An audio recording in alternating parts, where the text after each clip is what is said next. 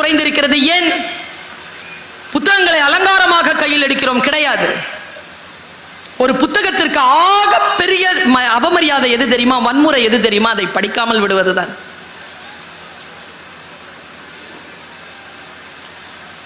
எட்நூறு பக்கம் இருக்கோங்க. 749வது பக்கத்துல நமக்குன்னு ஒரு வரி எழுதியிருப்பாங்க. அவன் அதுக்கு தாங்க அவ்வளோ பேஜஸையும் நம்ம கடக்கணும். டக்குன்னு அந்த சொல் அப்படி வந்துடாது. நான் ஏன் தெரியுமா புத்தகத்துக்கு நன்றி சொல்றேன்? ஒவ்வொருத்தரும் துடிக்கிறாங்க தன் வாழ்க்கையில் தான் கண்டெடுத்த பேருண்மையை, பெரும் ரகசியங்களை அந்த புத்தகங்களின் வழியாக உங்களுக்கு தந்து கொண்டே இருக்கிறார்கள். அதை நீங்கள் படித்துவிட வேண்டும் என்று ஒவ்வொருவரும் துடிக்கிறார்கள். நான் ஒரு பதிப்பகத்தை நடத்தியவள். மு. அருணாச்சலம் என்கின்ற தமிழ் இலக்கிய வரலாறு 14 தொகுதிகளை நான் பதிப்பித்தேன். ஆ. பாலகிருஷ்ணனுடைய திருவருட்பாவை முழுக்க பொற்பதிப்பாக கொண்டு வந்தது பார்க்கர் நிறுவனம். நான் சொல்லுகிறேன், ஒவ்வொரு புத்தகமும் இங்கே பதிப்பாளர்கள் இருக்கிறார்கள், அவர்களுக்கு நீங்கள் ஆதரவு தர வேண்டும். இங்கே எழுத்தாளர்கள் இருக்கிறார்கள், அவர்களுக்கு ஆதரவு தர வேண்டும். ஏன் தெரியுமா? ஒவ்வொரு புத்தகமும் ஒரு பதிப்பாளரின் வாழ்க்கையை காவு கேட்கும். நீங்க வாங்கி ஆகணும். நம்ம கிட்ட ஒரு நோய் இருக்குங்க, ஃப்ரீயா கிடைச்சா ஃபினாயில் தானே பரவாயில்ல, ஃப்ரீயா கிடைக்குதுன்னு குடிச்சிருவோமா? புக்கு மட்டுங்க ஃப்ரீயா வாங்காதீங்க, காசு கொடுத்து வாங்குங்க. ஏங்க அது சரஸ்வதிங்க, லக்ஷ்மி கொடுக்கணுங்க. நான் இந்த லக்ஷ்மி சரஸ்வதின்னு சொன்னதுனால சொல்கிறேன். ஒரு 10 நாளைக்கு முன்னால் ஒரு ரவிவர்மா ஓவியம் பார்த்தேன். ஒரு புக்கில் அழகாக போட்டிருக்கு. அதில் நல்ல ஒரு பிங்க் கலர் சாரியில் லக்ஷ்மி உட்காந்துருக்காங்க, பத்மாசனம், பியூட்டிஃபுல்லுங்க. ரவிவர்மா 1000 வருடங்கள் ஓய்ந்து கிடந்ததற்கு பின்னர் வாராதது போல் வந்த மாமணி போல வந்த ஒரு அற்புதமான ஓவியம் வரைஞ்சிருப்பான். பேரழகா இருப்பாங்க லக்ஷ்மி. அவங்க கை அந்த அந்த அந்த அந்த கை வச்சிட்டு இருப்பாங்கல்ல. அப்புறமா லக்ஷ்மி காடஸ், லக்ஷ்மி இறைவியினுடைய அந்த படங்களை பார்த்துருக்கேன். அவங்க ஒரு தங்க குடம் வச்சுருப்பாங்க, பார்த்துருக்கீங்களா? ரெடியாக இருக்கும் நமக்கு கொடுக்கறதுக்கு. பிரார்த்தனை பண்ணுறது தான், டக்குன்னு கொடுத்துருவாங்க. இது எப்படி தெரியுமா வாங்கினாங்க? அவங்க விஷ்ணுவனுடைய கால் பிடித்து 12 காலமாக செய்த ஊழியத்தின் பலனாக விஷ்ணு அவர்களிடம் கேட்டார்களாம், எனக்கு ஒரு வரம் தாருங்களேன், என் பக்தர்களுக்கு நான் ஏதேனும் தர வேண்டும். உடனே மகிழ்ந்த விஷ்ணு சொன்னாராம், உன்னிடத்தில் யார் வந்து கேட்டாலும் அவர்கள் வாழ்க்கை நிறைவாக இருக்கும்படியாக செல்வத்தை தரக்கூடிய ஒரு வரத்தை உனக்கு தந்தேன் என்று சொன்னாராம். லக்ஷ்மி கிட்ட எது கேட்டாலும் காசு கிடைக்கும். கொடுத்த உடனே நம்மளை பற்றி தெரியும்ல விஷ்ணுவுக்கு, அவர் ஒரு முடிவு பண்ணார், காசு எங்கே இருக்குதோ அங்கே தானே போவாங்க. இப்போ நமக்கு ஒரு பைலா எழுதினார், நீ எவ்வளோ வேணாலும் கொடுத்துக்கலாம், நான் நினச்சா வாங்கிடுவேன் போட்டாரா. இதை பார்த்துட்டு இருந்தாங்க நம்ம காடஸ் சரஸ்வதி. நேராக தன்னுடைய கணவர்கிட்ட போனாங்க. லக்ஷ்மி அவங்களுடைய கணவர்கிட்ட கேட்டு ஒரு வரத்தை பெற்று விட்டார். நீங்களும் எனக்கு வரம் தாருங்க. என்ன? அவங்க வரத்தை விட கொஞ்சம் அதிகமாக இருக்கணும். அது பெண்களுக்கே ஒரு விஷயம்தான். நான் எப்போவுமே சொல்வேன், நமக்கு 8 புடினா அடுத்தவங்களுக்கு 10 புடி, நமக்கு 10 புடி வேணும். அவங்களுக்கு 10 புடி வந்துருச்சுன்னா நமக்கு 12 புடி செயின். கொஞ்சம் கூடுதலாக சொல்ல, நான் என்ன செல்வம்? எல்லா செல்வத்திலும் செல்வத்துள் செல்வம் அச்செல்வம். அவங்க எவ்வளோ கொடுத்தாலும் அதற்கெல்லாம் தலையாய செல்வமாகிய கல்வி செல்வத்தை உன்னை கேட்டால் தரும்படியாக நீ இரு அப்படின்னு உடனே அந்த அம்மா கம்முன்னு தான் இருந்தாங்களாம். போக மாட்டோமே, நம்ம போவோம். காசு கிடைக்கிற சாமி கிட்ட போவோமா, கல்வி கிடைக்கிற சாமி கிட்ட போவோமா? அவங்க அமைதியாகவே இருந்தாங்களாம். சரி, உனக்கு நான் ஒரு பைலா எழுதுறேன். லக்ஷ்மி கொடுத்ததை வேறு கடவுளர்கள் நினைத்தால் திரும்பி பெற்றுக்கொள்ளலாம். ஆனால் சரஸ்வதி, நீ கொடுக்கின்ற கல்வியை யாராலும் திரும்பி பெறவே முடியாதுன்னு ஒரு வரத்தை பெற்றுக்கொண்டாராம் சரஸ்வதி. நான் அந்த ஆச்சரியத்தோட அந்த ரவிவர்மா அவனுடைய அடுத்த பக்கத்தை பார்க்குற சரஸ்வதி உட்கார்ந்துருக்காங்க. ரவிவர்மாவின் சரஸ்வதி எப்படி உட்கார்ந்துருப்பாங்க தெரியுமா? எல்லாம் பத்மாசனத்தில் உட்கார்ந்துருக்க. ரவிவர்மா வரைந்த சரஸ்வதி மட்டும் கால் மேல கால் போட்டுட்டு அப்படி உட்கார்ந்துருப்பாங்க. கற்றோருக்கு சென்ற இடமெல்லாம் சிறப்பு. இது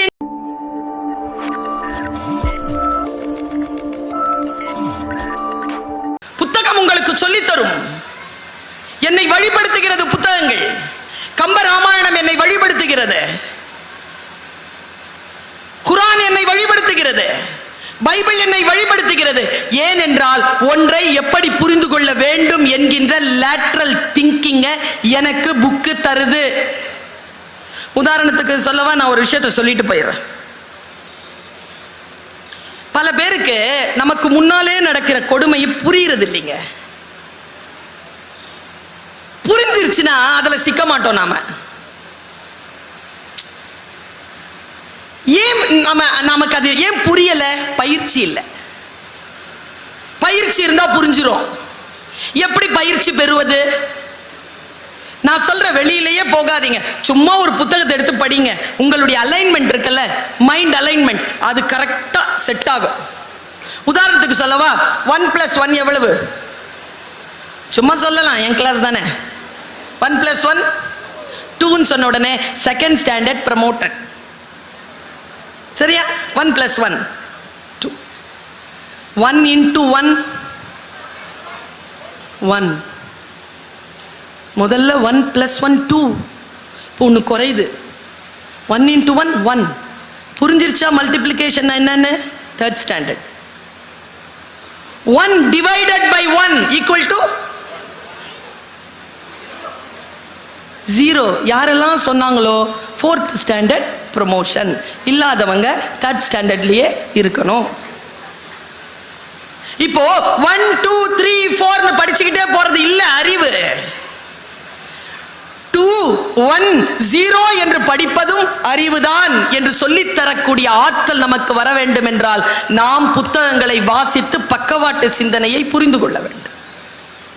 பல நேரங்களில் நமக்கு சில விஷயங்கள் புரியறதில்லை. எனக்கு உறவு புரிய தொடங்கி 28 வருஷத்துக்கு அப்புறமா தான் நான் பிறந்து எனக்கு உறவுகளினுடைய மேல் கீழே அசைறது ஆடுறதெல்லாம் புரிஞ்சது. 28 வருஷம் ஆயிடுச்சு. சிலதுக்கு 60 ஆனாலும் புரியல. இது ஏன் இப்படி இருக்குது புரியல. எனக்கு 28 வயசுல புரிஞ்சுது. இங்க பாருங்க எப்படி புரிந்தது. வாசிக்கிறேன், ஒன்றை இன்னொன்றின் மீது அப்ளை செய்கிறேன். என் வாசிப்பு பலன் எனக்கு அப்ளிகேஷனை கொடுக்குது. அப்ளிகேஷன் மனநிலையில் அந்த மனிதரை நான் விசாரிக்கிறேன். நான் எல்லா டீச்சர்ஸையும் சொல்றது, எல்லா போலீஸ் ஆபீசர்ஸ்க்கும் சொல்றது, எல்லா வக்கீல்களுக்கும் சொல்றது, எல்லா அதிகாரத்திலே இருக்கக்கூடியவர்களுக்கும் சொல்றது, NLP படிங்க, neuro linguistical program. Neuro linguistical program. நரம்புகள் இருக்குல்ல, அதனுடைய அசைவுகளில் ஒரு மொழி உண்டு. நரம்புகளின் அசைவுகளில் உங்கள் முன்னால் இருக்கவர்களுடைய நரம்புகள் எப்படி அசையுதுன்னு வச்சுக்கிட்டு அவன் என்ன நினைக்கிறான்னு உங்களால சொல்லிட முடியும். இதுக்கு ஒரு படிப்பு இருக்குங்க. எனக்கு தெரிஞ்சு நிறைய பேர் இதை படிச்சிடணும். ஒரு தவளை இருந்துச்சான், பஞ்சதந்திர கதை. ஒரு தவளை இருந்துச்சு. அந்த தவளை ஜாலியா ஆத்த கடக்கிறதுக்கு போகுது. நான் சொல்றது தவளைனா தவளை இல்லை, நாம தான். அப்ளிகேஷன். அது பார்த்து அந்த பக்கம் ஒரு தேள் வந்துச்சு. நான் சொன்னது தேள்னா தேள் கிடையாது. நம்மளை பெத்தது, நாம பெத்தது, நம்ம கூட பிறந்தது, நமக்கு பிறந்தது, அதுங்களுக்கு கல்யாணம் ஆணுச்சுன்னா அவங்க வந்து சேர்ந்தது, இல்லை எது வேணாலும் இருக்கலாம். வேலைக்கு போகிற இடத்துல வந்து சேர்றது, சும்மா தெருவில் நிற்கும் போதே வந்து வாய்க்கிறது, இது எல்லாம் அந்த வகையில் சேரும். பஞ்சதந்திர கதை சொல்லி தருதுங்க. இப்படி சொல்லிது பாருங்க.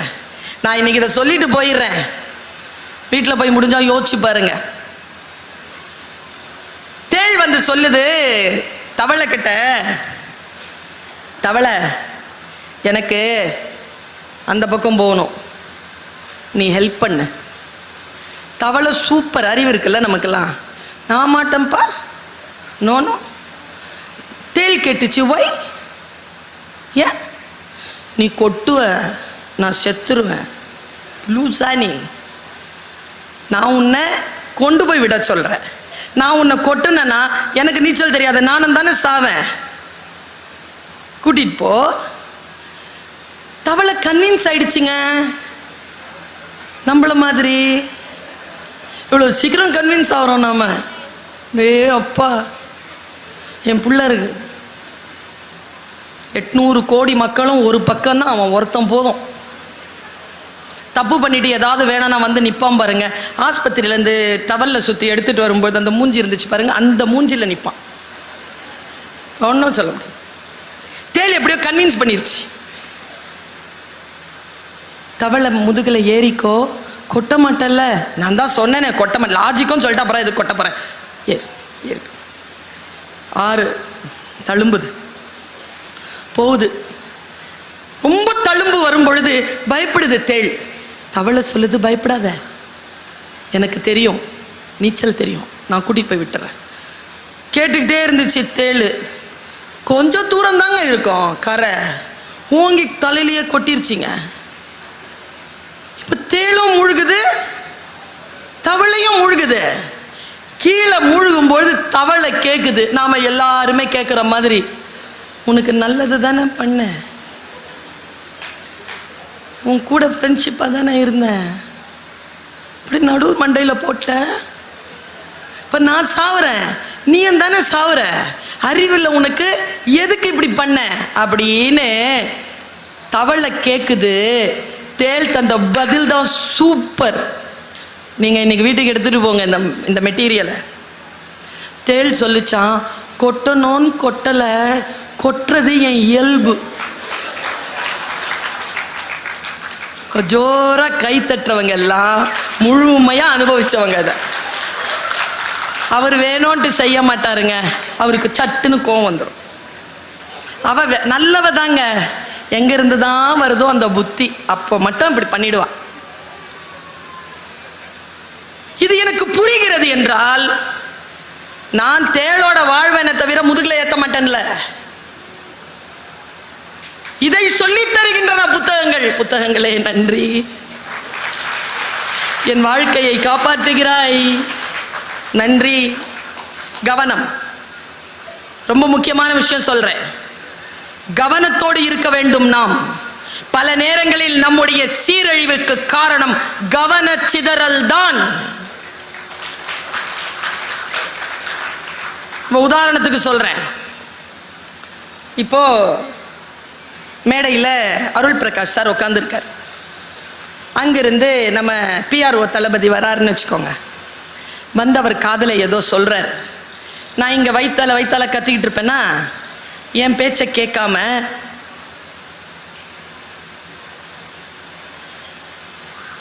அவர் காதில் சொல்லியாச்சு.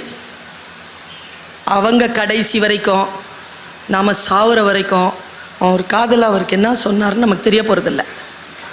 ஆனால் நம்ம கவனமெல்லாம் அங்கே தான் இருக்கும்.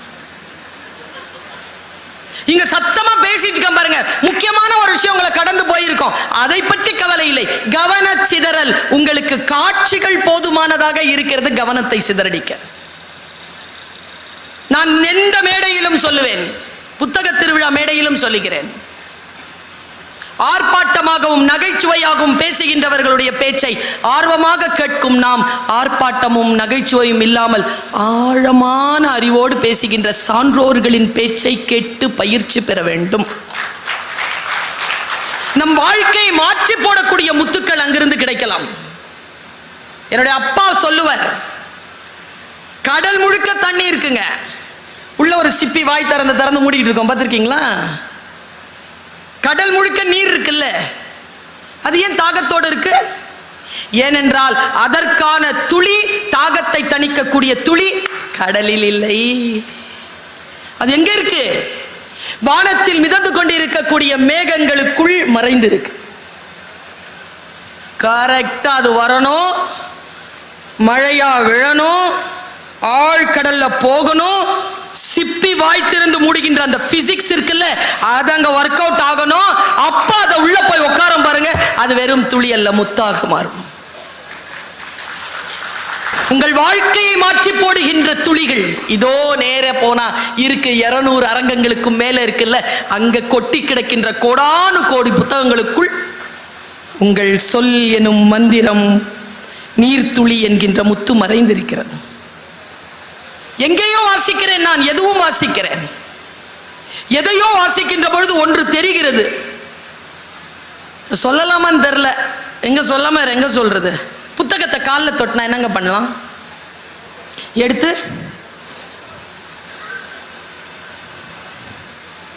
அரபியில் ஏதோ எழுதி போட்டிருக்கு, சமஸ்கிருதத்தில் ஏதோ எழுதி போட்டிருக்கு, காலை மிதிச்சிட்டிங்க, என்ன பண்ணுவீங்க? எடுத்து அதில் யாரோ ஒரு வில்லகம் பிடிச்சவன் கெட்ட வார்த்தை எழுதி வச்சிருக்கான். படித்தாதானே தெரியும் அது கண்ணில் ஒத்திக்கிறதா கிழிச்சு போடுறதான்னு. பார்த்தவுடன் புக்கு படித்து பாருங்க, கிழிச்சி தூர எறிகின்ற புத்தகங்கள் உண்டு, நெஞ்சத்தோடு அரவணைத்து கொள்ளுகின்ற புத்தகங்கள் உண்டு. எந்த புத்தகம் உங்களுடைய வாழ்க்கைக்கு உதவி செய்யுமோ அந்த புத்தகங்களுக்கு நன்றி சொல்லுங்கள். அதை தேடி கண்டுபிடிக்கிறது தான் 10 நாள் வைக்கிறாங்க. 10 நாள் ஃபஸ்ட்டே வந்து புக்கு வாங்கிடாதீங்க, ரவுண்ட்ஸ் போங்க, இதெல்லாம் சாப்பிடுங்க, இங்கே உட்காந்து பேச்சை கேளுங்க, போங்க, ஃபஸ்ட்டு ஒரு ரவுண்டு வாங்க, எவ்வளோ பணம் இருக்குன்னு பார்த்துக்கிடுங்க. உங்களுடைய ஆசிரியர்கள், நண்பர்கள், சான்றோர்களிடத்தில் கேளுங்க, இந்த வருஷம் எந்த புக் வாங்கினா நல்லாயிருக்கும். தேர்ந்தெடுத்து திட்டமிட்டு புத்தகங்களை வாங்குங்கள். எனக்கு தெரிந்து ஒரு பென்சிலை கடைசி வரைக்கும் எழுதி தீர்த்த பிள்ளையும் இல்லை, ஆசையாக வாங்கி வைத்துக் கொண்டிருக்கக்கூடிய புத்தகங்களை படித்து தீர்க்கின்றவர்களும் இல்லை. சார் சொன்னார் 20 லட்சம் புக்கு விற்பனை ஆயிருக்குன்னு. நான் சொல்லட்டுமா, ஒரு ஆசிரியரா வாசிக்கும் பழக்கம் குறைந்திருக்கிறது. என்ன இது ஐரானிக்கல் டிஃபரன்சியேஷன்? புக்கு நிறைய விற்பனை ஆகுது, படிக்கும் திறன் குறைந்திருக்கிறது. ஏன்? புத்தகங்களை அலங்காரமாக கையில் எடுக்கிறோம்? கிடையாது. ஒரு புத்தகத்திற்கு ஆக பெரிய அவமரியாதை எது தெரியுமா? வன்முறை எது தெரியுமா? அதை படிக்காமல் விடுவதுதான்.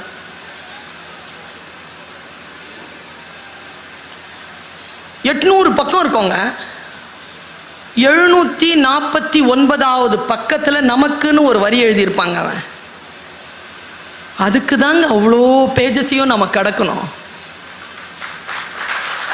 டக்குன்னு அந்த சொல் அப்படி வந்துடாது. நான் ஏன் தெரியுமா புத்தகத்துக்கு நன்றி சொல்றேன்? ஒவ்வொருத்தரும் துடிக்கிறாங்க தன் வாழ்க்கையில் தான் கண்டெடுத்த பேருண்மையை, பெரும் ரகசியங்களை அந்த புத்தகங்களின் வழியாக உங்களுக்கு தந்து கொண்டே இருக்கிறார்கள். அதை நீங்கள் படித்து விட வேண்டும் என்று ஒவ்வொருவரும் துடிக்கிறார்கள். நான் ஒரு பதிப்பகத்தை நடத்தியவள். மு அருணாச்சலம் என்கின்ற தமிழ் இலக்கிய வரலாறு 14 தொகுதிகளை நான் பதிப்பித்தேன்.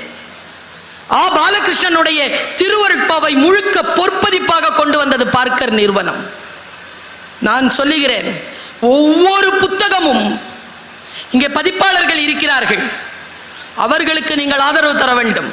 இங்கே எழுத்தாளர்கள் இருக்கிறார்கள், அவர்களுக்கு ஆதரவு தர வேண்டும். ஏன் தெரியுமா? ஒவ்வொரு புத்தகமும் ஒரு பதிப்பாளரின் வாழ்க்கையை காவு கேட்கும். நீங்க வாங்கி ஆகணும். நம்ம கிட்ட ஒரு நோய் இருக்குங்க, ஃப்ரீயா கிடைச்சா ஃபினாயில் தானே பரவாயில்ல, ஃப்ரீயா கிடைக்குதுன்னா குடிச்சிருவோமா? புக்கு மட்டுங்க ஃப்ரீயா வாங்காதீங்க, காசு கொடுத்து வாங்குங்க. ஏங்க அது சரஸ்வதிங்க, லக்ஷ்மி கொடுக்கணுங்க. நான் இந்த லக்ஷ்மி சரஸ்வதின்னு சொன்னதுனால சொல்கிறேன். ஒரு 10 நாளைக்கு முன்னால் ஒரு ரவிவர்மா ஓவியம் பார்த்தேன். ஒரு புக்கில் அழகாக போட்டிருக்கு. அதில் நல்ல ஒரு பிங்க் கலர் சாரியில் லக்ஷ்மி உட்காந்துருக்காங்க, பத்மாசனம், பியூட்டிஃபுல்லுங்க. ரவிவர்மா 1000 வருடங்கள் ஓய்ந்து கிடந்ததற்கு பின்னர் வாராதது போல் வந்த மாமணி போல வந்த ஒரு அற்புதமான ஓவியர் வரைஞ்சிருப்பான். பேரழகா இருப்பாங்க லக்ஷ்மி. அவங்க கை அந்த அந்த அந்த அந்த கை வச்சிட்டு இருப்பாங்கல்ல. அப்புறமா லக்ஷ்மி காடஸ், லக்ஷ்மி இறைவியினுடைய அந்த படங்களை பார்த்துருக்கேன். அவங்க ஒரு தங்க குடம் வச்சுருப்பாங்க, பார்த்துருக்கீங்களா? ரெடியாக இருக்கும் நமக்கு கொடுக்கறதுக்கு. பிரார்த்தனை பண்ணுறது தான், டக்குன்னு கொடுத்துருவாங்க. இது எப்படி தெரியுமா வாங்கினாங்க?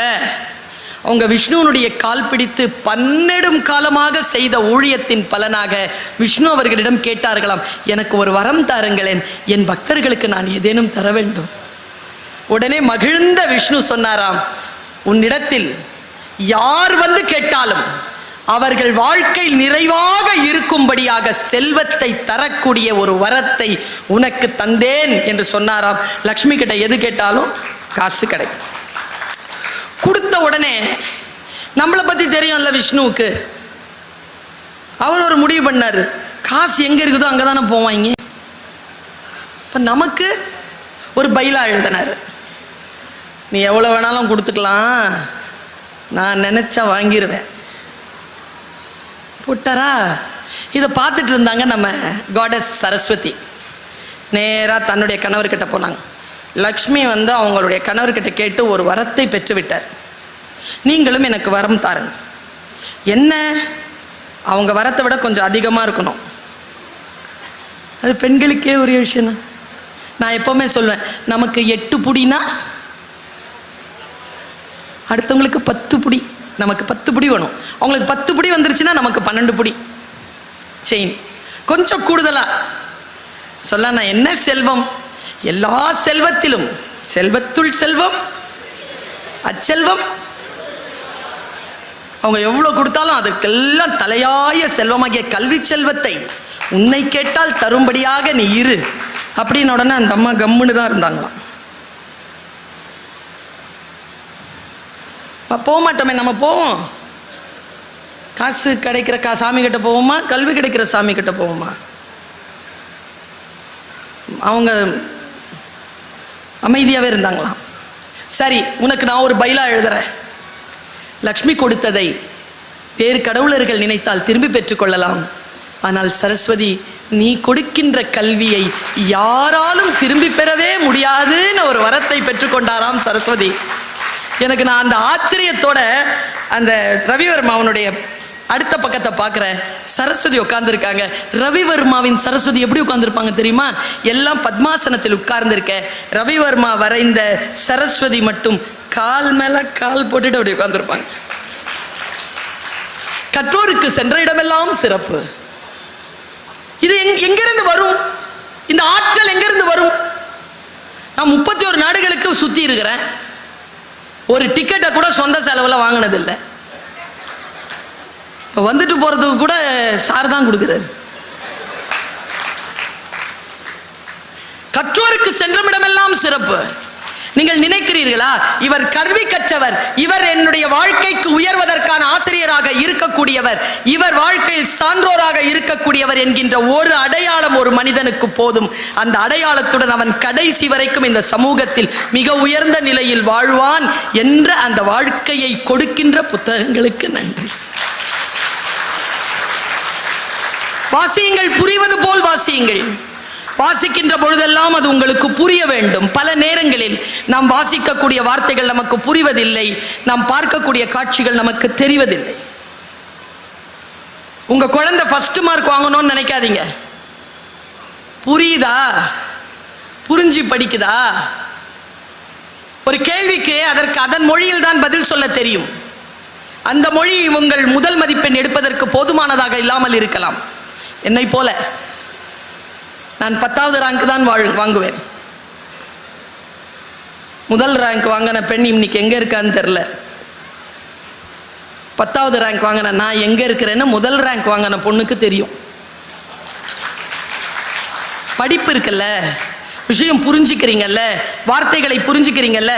இன்றைய தலைமுறைக்கு நாம் தரக்கூடிய மிக முக்கியமான செய்தியை இந்த மேடையை பயன்படுத்தி சொல்லிட்டு போறேன். நிறைய இளைஞர்கள் இருக்கிறீர்கள்.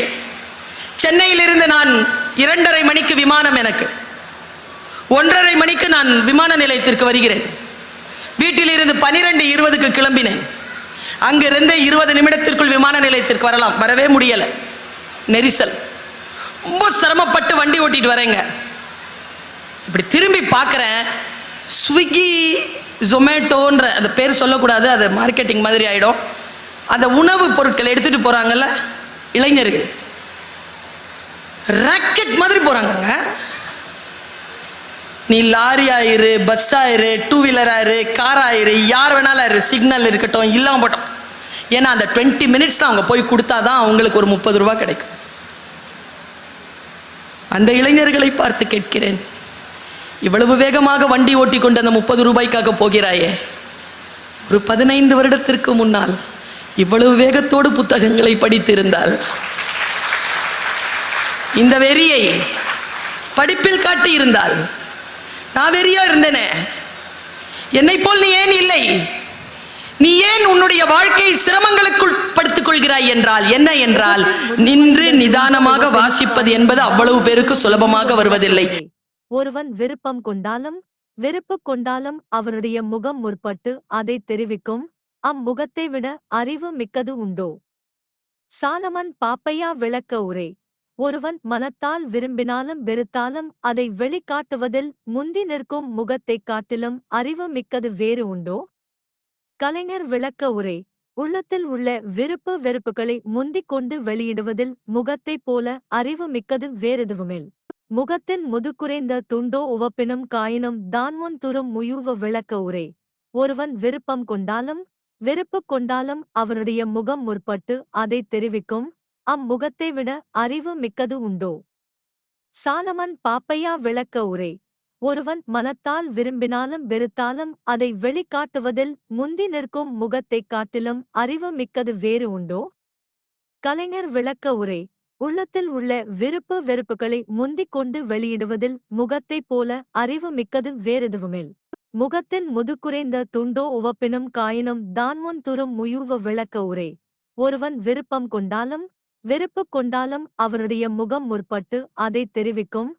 அம்முகத்தை விட அறிவு மிக்கது உண்டோ? சாலமன் பாப்பையா விளக்க உரை. ஒருவன் மனத்தால் விரும்பினாலும் வெறுத்தாலும் அதை வெளிக்காட்டுவதில் முந்தி நிற்கும் முகத்தைக் காட்டிலும் அறிவு மிக்கது வேறு உண்டோ? கலைஞர் விளக்க உரை. உள்ளத்தில் உள்ள விருப்பு வெறுப்புகளை முந்திக் கொண்டு வெளியிடுவதில் முகத்தைப் போல அறிவு மிக்கது வேறெதுவுமில். முகத்தின் முதுகுறைந்த துண்டோ உவப்பினும் காயினும் தான்முன் துறும் முயூவ விளக்க உரை. ஒருவன் விருப்பம் கொண்டாலும் வெறுப்பு கொண்டாலும் அவனுடைய முகம் முற்பட்டு அதை தெரிவிக்கும். அம்முகத்தை விட அறிவு மிக்கது உண்டோ? சாலமன் பாப்பையா விளக்க உரை. ஒருவன் மனத்தால் விரும்பினாலும் வெறுத்தாலும் அதை வெளிக்காட்டுவதில் முந்தி நிற்கும் முகத்தைக் காட்டிலும் அறிவு மிக்கது வேறு உண்டோ? கலைஞர் விளக்க உரை. உள்ளத்தில் உள்ள விருப்பு வெறுப்புகளை முந்திக் கொண்டு வெளியிடுவதில் முகத்தைப் போல அறிவு மிக்கது வேறெதுவுமில். முகத்தின் முதுகுறைந்த துண்டோ உவப்பினும் காயினும் தான்முன் துறும் முயூவ விளக்க உரை. ஒருவன் விருப்பம் கொண்டாலும் வெறுப்பு கொண்டாலும் அவனுடைய முகம் முற்பட்டு அதை தெரிவிக்கும். அம்முகத்தை விட அறிவு மிக்கது உண்டோ? சாலமன் பாப்பையா விளக்க உரை. ஒருவன் மனத்தால் விரும்பினாலும் வெறுத்தாலும் அதை வெளிக்காட்டுவதில் முந்தி நிற்கும் முகத்தைக் காட்டிலும் அறிவு மிக்கது வேறு உண்டோ? கலைஞர் விளக்க உரை. உள்ளத்தில் உள்ள விருப்பு வெறுப்புகளை முந்திக் கொண்டு வெளியிடுவதில் முகத்தைப் போல அறிவு மிக்கது வேறெதுவுமில். முகத்தின் முதுகுறைந்த துண்டோ உவப்பினும் காயினும் தான்முன் துறும் முயூவ விளக்க உரை. ஒருவன் விருப்பம் கொண்டாலும் வெறுப்பு கொண்டாலும் அவனுடைய முகம் முற்பட்டு அதை தெரிவிக்கும். அம்முகத்தை விட அறிவு மிக்கது உண்டோ? சாலமன் பாப்பையா விளக்க உரை. ஒருவன் மனத்தால் விரும்பினாலும் வெறுத்தாலும் அதை வெளிக்காட்டுவதில் முந்தி நிற்கும் முகத்தைக் காட்டிலும் அறிவு மிக்கது வேறு உண்டோ? கலைஞர் விளக்க உரை. உள்ளத்தில் உள்ள விருப்பு வெறுப்புகளை முந்திக் கொண்டு வெளியிடுவதில் முகத்தைப் போல அறிவு மிக்கது வேறெதுவுமில். முகத்தின் முதுகுறைந்த துண்டோ உவப்பினும் காயினும் தான்முன் துறும் முயூவ விளக்க உரை. ஒருவன் விருப்பம் கொண்டாலும் வெறுப்பு கொண்டாலும் அவனுடைய முகம் முற்பட்டு அதை தெரிவிக்கும். அம்முகத்தை விட அறிவு மிக்கது உண்டோ? சாலமன் பாப்பையா விளக்க உரை. ஒருவன் மனத்தால் விரும்பினாலும் வெறுத்தாலும் அதை வெளிக்காட்டுவதில் முந்தி நிற்கும் முகத்தைக் காட்டிலும் அறிவு மிக்கது வேறு உண்டோ? கலைஞர் விளக்க உரை. உள்ளத்தில் உள்ள விருப்பு வெறுப்புகளை முந்திக் கொண்டு வெளியிடுவதில் முகத்தைப் போல அறிவு மிக்கது வேறெதுவுமில். முகத்தின் முதுகுறைந்த துண்டோ உவப்பினும் காயினும் தான்முன் துறும் முயூவ விளக்க உரை. ஒருவன் விருப்பம் கொண்டாலும் வெறுப்பு கொண்டாலும் அவனுடைய முகம் முற்பட்டு அதை தெரிவிக்கும். அம்முகத்தை விட அறிவு மிக்கது உண்டோ? சாலமன் பாப்பையா விளக்க உரை. ஒருவன் மனத்தால் விரும்பினாலும் வெறுத்தாலும் அதை வெளிக்காட்டுவதில் முந்தி நிற்கும் முகத்தைக் காட்டிலும் அறிவு மிக்கது வேறு உண்டோ? கலைஞர் விளக்க உரை. உள்ளத்தில் உள்ள விருப்பு வெறுப்புகளை முந்திக் கொண்டு வெளியிடுவதில் முகத்தைப் போல அறிவு மிக்கது வேறெதுவுமில். முகத்தின் முதுகுறைந்த துண்டோ உவப்பினும் காயினும் தான்முன் துறும் முயூவ விளக்க உரை. ஒருவன் விருப்பம் கொண்டாலும் வெறுப்பு கொண்டாலும் அவனுடைய முகம் முற்பட்டு அதைத் தெரிவிக்கும். அம்முகத்தை விட அறிவு மிக்கது உண்டோ? சாலமன் பாப்பையா விளக்க உரை. ஒருவன் மனத்தால் விரும்பினாலும் வெறுத்தாலும் அதை வெளிக்காட்டுவதில் முந்தி நிற்கும் முகத்தைக் காட்டிலும் அறிவு மிக்கது வேறு உண்டோ? கலைஞர் விளக்க உரை. உள்ளத்தில் உள்ள விருப்பு வெறுப்புகளை முந்திக் கொண்டு வெளியிடுவதில் முகத்தைப் போல அறிவு மிக்கது வேறெதுவுமில். முகத்தின் முதுகுறைந்த துண்டோ உவப்பினும் காயினும் தான்முன் துறும் முயூவ விளக்க உரை. ஒருவன் விருப்பம் கொண்டாலும் வெறுப்பு கொண்டாலும் அவனுடைய முகம் முற்பட்டு அதைத் தெரிவிக்கும். அம்முகத்தை விட அறிவு மிக்கது உண்டோ? சாலமன் பாப்பையா விளக்க உரை. ஒருவன் மனத்தால் விரும்பினாலும் வெறுத்தாலும் அதை வெளிக்காட்டுவதில் முந்தி நிற்கும் முகத்தைக் காட்டிலும் அறிவு மிக்கது வேறு உண்டோ? கலைஞர் விளக்க உரை. உள்ளத்தில் உள்ள விருப்பு வெறுப்புகளை முந்திக் கொண்டு வெளியிடுவதில் முகத்தைப் போல அறிவு மிக்கது வேறெதுவுமில். முகத்தின் முதுகுறைந்த துண்டோ உவப்பினும் காயினும் தான்முன் துறும் முயூவ விளக்க உரை. ஒருவன் விருப்பம் கொண்டாலும் வெறுப்பு கொண்டாலும் அவனுடைய முகம் முற்பட்டு அதைத் தெரிவிக்கும். அம்முகத்தை விட அறிவு மிக்கது உண்டோ? சாலமன் பாப்பையா விளக்க உரை. ஒருவன் மனத்தால் விரும்பினாலும் வெறுத்தாலும் அதை வெளிக்காட்டுவதில் முந்தி நிற்கும் முகத்தைக் காட்டிலும் அறிவு மிக்கது வேறு உண்டோ? கலைஞர் விளக்க உரை. உள்ளத்தில் உள்ள விருப்பு வெறுப்புகளை முந்திக் கொண்டு வெளியிடுவதில் முகத்தைப் போல அறிவு மிக்கது வேறெதுவுமில். முகத்தின் முதுகுறைந்த துண்டோ உவப்பினும் காயினும் தான்முன் துறும் முயூவ விளக்க உரை. ஒருவன் விருப்பம் கொண்டாலும் வெறுப்பு கொண்டாலும் அவனுடைய முகம் முற்பட்டு அதைத் தெரிவிக்கும். அம்முகத்தை விட அறிவு மிக்கது உண்டோ? சாலமன் பாப்பையா விளக்க உரை. ஒருவன் மனத்தால் விரும்பினாலும் வெறுத்தாலும் அதை வெளிக்காட்டுவதில் முந்தி நிற்கும் முகத்தைக் காட்டிலும் அறிவு மிக்கது வேறு உண்டோ? கலைஞர் விளக்க உரை. உள்ளத்தில் உள்ள விருப்பு வெறுப்புகளை முந்திக் கொண்டு வெளியிடுவதில் முகத்தைப் போல அறிவு மிக்கது வேறெதுவுமில். முகத்தின் முதுகுறைந்த துண்டோ உவப்பினும் காயினும் தான்முன் துறும் முயூவ விளக்க உரை. ஒருவன் விருப்பம் கொண்டாலும் வெறுப்பு கொண்டாலும் அவனுடைய முகம் முற்பட்டு அதைத் தெரிவிக்கும். அம்முகத்தை விட அறிவு மிக்கது உண்டோ? சாலமன் பாப்பையா விளக்க உரை. ஒருவன் மனத்தால் விரும்பினாலும் வெறுத்தாலும் அதை வெளிக்காட்டுவதில் முந்தி நிற்கும் முகத்தைக் காட்டிலும் அறிவு மிக்கது வேறு உண்டோ? கலைஞர் விளக்க உரை. உள்ளத்தில் உள்ள விருப்பு வெறுப்புகளை முந்திக் கொண்டு வெளியிடுவதில் முகத்தைப் போல அறிவு மிக்கது வேறெதுவுமில். முகத்தின் முதுகுறைந்த துண்டோ உவப்பினும் காயினும் தான்முன் துறும் முயூவ விளக்க உரை. ஒருவன் விருப்பம் கொண்டாலும் வெறுப்பு கொண்டாலும் அவனுடைய முகம் முற்பட்டு அதைத் தெரிவிக்கும். அம்முகத்தை விட அறிவு மிக்கது உண்டோ? சாலமன் பாப்பையா விளக்க உரை. ஒருவன் மனத்தால் விரும்பினாலும் வெறுத்தாலும் அதை வெளிக்காட்டுவதில் முந்தி நிற்கும் முகத்தைக் காட்டிலும் அறிவு மிக்கது வேறு உண்டோ? கலைஞர் விளக்க உரை. உள்ளத்தில் உள்ள விருப்பு வெறுப்புகளை முந்திக் கொண்டு வெளியிடுவதில் முகத்தைப் போல அறிவு மிக்கது வேறெதுவுமில்.